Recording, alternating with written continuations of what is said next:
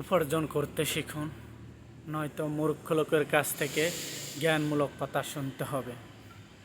কেননা একটা কথা আছে না, খারাপ সময় চাইলে কাউকে পাশে পাওয়া যায় না। ঠিক তেমনই হয়তো আপনার সময় খারাপ যাচ্ছে, এই জন্য মূর্খ লোক আপনাকে এসে জ্ঞান দিতেছে বা জ্ঞান দেওয়ার চেষ্টা করতেছে। হয়তো সে ভুলে গেছে, সে যে শূন্য হয়ে বসে আছে, সে আপনাকে আর কি জ্ঞান দেবে। তাই যখন উপার্জনের সময় হয়ে এসেছে, তখন উপার্জনের দিকে বেরিয়ে পড়ুন। কেননা তা না হলে আপনাকে যে মূর্খ লোকের জ্ঞানমূলক কথা শুনতে হবে, এটা এইভাবে না, এটা এইভাবে করো।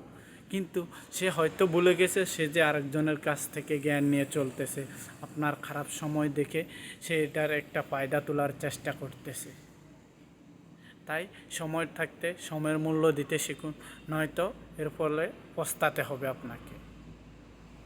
সময়ের স্রোত যেমন কারোর জন্য অপেক্ষা করে না, ঠিক তেমনই যদি আপনি সময়ের মূল্য সময় না দেন, পরে আপনাকে মূর্খ লোকের কাছ থেকে আপনাকে জ্ঞানমূলক কথা শুনতে হবে।